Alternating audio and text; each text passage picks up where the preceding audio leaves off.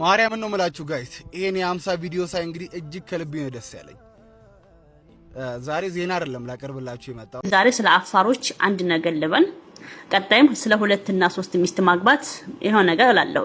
ሁለትም ሶስትም ቢያገቡ ራሱ ሚስታቸውን አይደብቁም፣ ፊት ለፊት ነው። በምስሉ ላይ የምታዩት ወንድማችን ሁለቱ ሚስቶችን በአንድ ቀን ያስመረቀው። ራችሁ 3 ወራትን ከጃሉድ ጋር አሳልፈን ቆንጆ የሆነ ጊዜ ቆንጆ የሆነ ቆይታ ነበረን። ቆይታ በዚህ ያማረ ጊዜ ብዙ ለውጦች ብዙ መሻሻሎችን አይተናል። አልহামዱሊላህ ለዚህ ደግሞ አላህን ማመስገን ያስፈልጋል። ጃሉድ በአሁኑ ሰዓት ከነበረው ኪሎ ኦልሞስት ከ10 ኪሎ በላይ ጨምሯል። እንደዚሁም ይጠቀማቸው የነበሩ አንዳንድ አላስፈላጊ ሱሶችን በዚህ 3 ወር ጊዜ ውስጥ ምንም ነገር ሳይጠቀም አብረን ቆይታ አድርገናል። ቪዲዮ አንዴ ተመልክተን እንመለስ። አንተ ሀጅ ዑምራ ማስደረግ ከብዳቸዋል አልፋ ሲኦል ሊገባ ነውና እባካችሁ አበረታቱልኝ ተብሎ እንዴት ሚዲያ ላይ ይወጣል? ልጄ አምላኳን ክዳለ እኔ ማለት ነው እናቴን ስመለከታት ማን فمن شرح الله صدره للإسلام فهو على نور من ربه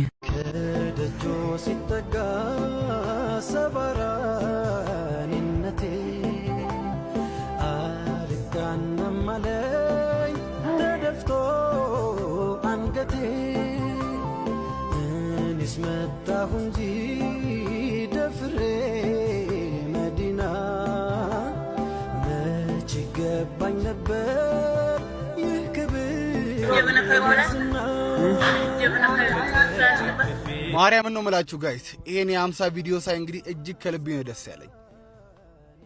ዛሬ ዜና አይደለም ላቀርብላችሁ የመጣሁት። ሐምዛን እንግዲህ በርካቶቻችሁ ታውቁታላችሁ። መካ መሄድ እንግዲህ የዘመናት ምኞቱ ነበረ። አብዛኞቻችሁ እንግዲህ እንዳያችሁት በተለይ በዚህ በእግሩ ምክንያት በጣም እንደሚሸማቀቅና ሰዎች ፊት ለፊትም እንደማይቀርብ ካሁን በፊት ተናግሮ ነበርና ያው የዘመናት ደግሞ ምኞቱ የነበረው መካ ሄዶ ያቺን ከአባማ ሳልነካት አልቀረም ብሎ ነበርና የምር የሰው ልጅ ማለት ነው እንዲህ ለበጎ ነገር ቢተባበር የት ይደረስ ነበር። እና የምር ሐምዛ የልቡ ምኞት ተፈጽሞ እንደዚህ ሲያለቅስ ማየት በጣም ነው ልብ የሚነካው። እውነት ሐምዛን እዚህ ቦታ እንዲገኝ የልቡ መሻት እንዲፈጸም ያደረጋችሁ ሰዎች በሙሉ ፈጣሪ የልቡናችሁ መሻት እናንተን የሚፈጽምላችሁ። የምር ዛሬ በጣም ከምላችሁ በላይ ይሄንን የሐምዛ ቪዲዮ አይቼ በጣም ደስ ያለኝ። እናም ሐምዛ እንኳን ፈጣሪ ይረዳክ እንኳንም ወደ ቲክቶኩ መጣክ። በቲክቶክም አማካኝነት እንግዲህ ህዝብ ጋር ደርሰክ እንኳን ምኞቱ ተፈጸመ እንኳን ደስ አለክ። እስኪ ሁላችሁም ሐምዛን እንኳን ደስ አለ በሉት። አሰላሙ አለይኩም ወራህመቱላሂ ወበረካቱሁ። እስኪ ዛሬ ስለ አፋሮች አንድ ነገር ልበል። ቀጣይም ስለ ሁለትና ሶስት ሚስት ማግባት ይሄው ነገር እላለሁ። አፋሮች የሚያገቡት የመጀመሪያ አብሱማቸውን ነው። ዘመዳቸውን ያገባሉ። ካገቡ በኋላ በደል የሚባል ነገር የለም። የአፋር ሴት ሆና ባሏ ሊጥሎባት ነው እርዷት ገንዘብ አግዟት አይባልም። ወይ ቤት ተቃጥሎባቸው ወይ ተረበው ድንገት እርዷቸው ይባላል እንጂ አባታቸው ወልዶ ጣላቸው አይባልም። እስካሁን ድረስ ወላሂ አልሰማሁም። ሁለተኛ ሁለትም ሶስትም ቢያገቡ ራሱ ሚስታቸውን አይደብቁም፣ ፊት ለፊት ነው። በምስሉ ላይ የምታዩት ወንድማችን ሁለቱ ሚስቶችን በአንድ ቀን ያስመረቀው። ከዚህ ወዳ ጀግነት ከዚህ ወዳ አሪያ የለም። ቀጣይ እኔ አፋሮች ጓደኞቼ ናቸው፣ በጣም ጓደኞቼ ናቸው። የሆነ ነገር እንኳን አድርገውላችሁ ሽክራን ስትሏቸው እኛን ፈልገው ሽክራን ያስፈልግ ግዴታችን ነው የሚሉት። እናንተ ደግሞ በተቃራኒ የሆነ ነገር ስታረጉላቸው ሁሉም አፋሮች ይመጡና በአፋር ክልል ህዝብ እናመሰግናለን ጀዛኩሙላህ ኸይር ይሏችኋል። ቅን ህዝቦች ናቸው፣ ጀግና ናቸው። ሶሻል ሚዲያ ላይ አንዲት አፋር ባሌ ልጅ አስወልዶ ጠፋኝ አስረግዞ ጠፋ ብላ የምታለቅስ የአፋር ሚስት የለችም። ይሄ ራስ በጣም ይገርመኛል። ሁለትና ሶስት ለማግባት ገንዘብ ብቻ ሳይሆን ወንድነት ነው። ወንድነት ስላችሁ በፍትህ ማስተዳደር አለመደበቅ። ሰላም በያላችሁበት ሰላማችሁ ይብዛ። የተወደዳችሁ 3 ወራትን ከጃሉድ ጋር አሳልፈን ቆንጆ የሆነ ጊዜ ቆንጆ የሆነ ቆይታ ነበረን። እንደምታስታውሱት ከወራት በፊት ጃሉድን ፈልገዋለሁ ብዬ ፖስት አድርጌ ነበር። በጎ ሐሳቢ የሆኑ ጓደኞቹ አፈላልገው ያለበት ቦታ ወስደውኝ ተገናኘን። ከዛ ጊዜ ጀምሮ እንግዲህ 3 ወራትን አብረን ቆይታ አድርገናል። ለ3 ወራት ጥቂት ቀናት የሚቀረው ማለት ነው። በዚህ ቆይታ በዚህ ያማረ ጊዜ ብዙ ለውጦች ብዙ መሻሻሎችን አይተናል። አልহামዱሊላህ ለዚህ ደግሞ አላህን ማመስገን ያስፈልጋል።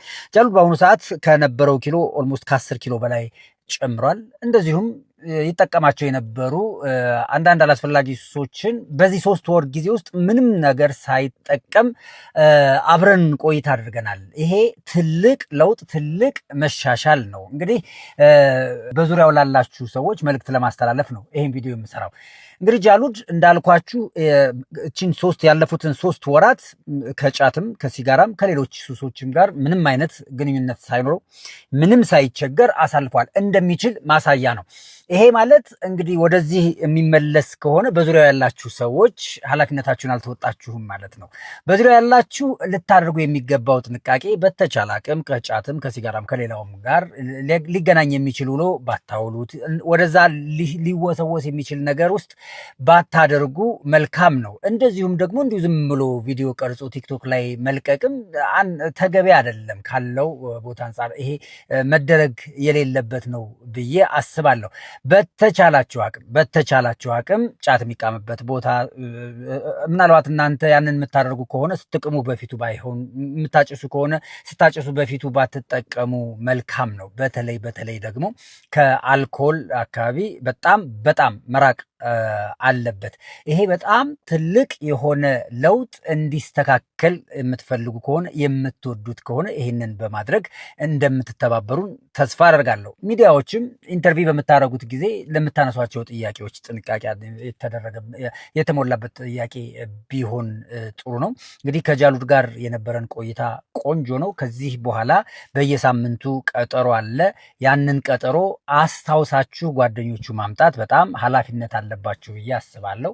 እርግጥ ነው እሱም አይረሳውም፣ ግን ደግሞ እናንተ ማስታወሳችሁ በየሳምንቱ የሚደረገውን ቀጠሮ ማድረግ ከተቻለ ከዚህ የበለጠ ትልቅ ለውጥ ይታያል ብዬ አስባለሁ። ጃሉድ ለነበረን ቆይታ አብረህን ለመሆን ፈቃደኛ ሆነ ከኛ ጋር ስለቆየህ እጅግ አድርገን እናመሰግናለን።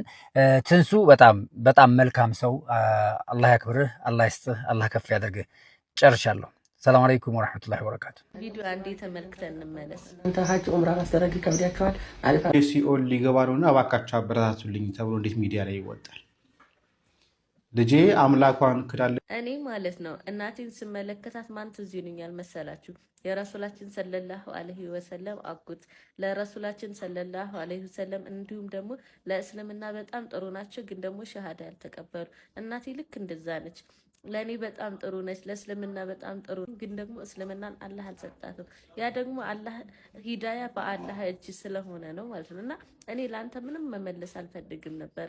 የእናቴን ስም ስለጠራህ ግን ታቅልኝ ፈለግኩኝ።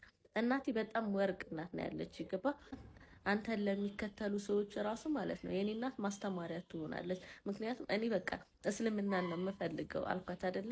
ሌሎች ነገራቶችን ከማድረግ ይልቅ ለእኔ በጣም ጥሩ ነበረች፣ ገባ ኡምራ ላይ እያለሁኝ ራሱ አብዛኛው ዱዓ ያ ረብ እናቴን ሻሃዳ ስጥልኝ ነው። ኢንሻአላህ ደግሞ ማለት ነው አሁን ላይ በሱ አገዛ እኔ ብቻዬን ነው ኡምራ ያደረኩት። ነገ ላይ ደግሞ ኢንሻአላህ እናቴ ሻሃዳ ይዛ አብረን ኡምራ የምናደርግ አብረን ሐጅ የምናደርግ አላህ ያደርገናል። በሱ ደግሞ አትጠራጠር። ምክንያቱም እኔ አላህ Subhanahu Wa Ta'ala ጠይቄው ያስቀረብኝ ምንም ነገር የለም። ገባ። አሰላሙ አለይኩም ወራህመቱላሂ ወበረካቱ። ሰላም እንዴት ናችሁ? እስጋ ጥያቄ ያለን መልስ ሁሰን ከክርስትና እና ከእስልምና ማን ነው ቀድሞ የመጣ ይላል። እንግዲህ ክርስትናና እስልምናን ማወዳደር ስህተት ነው። ስህተት ነው ያልኩበት ምክንያት ምንድነው? እስልምናን ስናይ ጊዜ ፈጣሪ የደነገገው ሃይማኖት ነው ለነቢያት ሁሉ። ክርስትና ግን ፈጣሪ የደነገገ ሃይማኖት አይደለም፣ ነቢያትም የደነገጉት አይደለም፣ ነቢያትም የሰበኩት አይደለም። እስልምና ግን ፈጣሪ የደነገገው ነው፣ ነቢያት ሁሉ የኖሩበትና የሰበኩት ሃይማኖት ነው። ለዚህ ማስረጃ አምላክ አላህ Subhanahu Wa Ta'ala ራሱ ለነቢያት የደነገገው ሃይማኖት እንደሆነ ሲናገር ምን አለ? በሱራ ሹራ ላይ شرع لكم من الدين ما وصى به نوحا والذي أوحينا إليك وما وصينا به إبراهيم وموسى وعيسى ይላል። እነሆ ይህን እስልምናን ሃይማኖት ደነገግኩላችሁ ከዚህ በፊት ለአብርሃም፣ ለኖህ፣ ለሙሴና ለመሲሁ ደንግጌው የነበረውን ሃይማኖት ይላል። ስለዚህ ራሱን የደነገገው ለነቢያት ደንግጎላቸው የነበረው ሃይማኖት ነው። ነቢያቶች የኖሩበትና የሰበኩት ሃይማኖት ነው። በሌላ ቦታ ላይ አምላክ አላህ Subhanahu Wa Ta'ala ራሱ ሲናገር ምን አለ? ኢነ ዲነ ዒንደ ላሂ ልእስላም ይላል። ከእኔ ከአምላካችሁ ከአላህ ዘንድ ትክክለኛ ሃይማኖት እስልምና ብቻ ነው ይላል። በሌላ ቦታ ላይ ምን ይላል? ወረዲቱ ለኩም ልእስላም ዲና ይላል። እስልምናን ሃይማኖትን ብቻ ወደድኩላችሁ እያለ ይናገራል። ራሱ ፈጣሪ የደነገገው ሃይማኖት ነው ለነቢያት።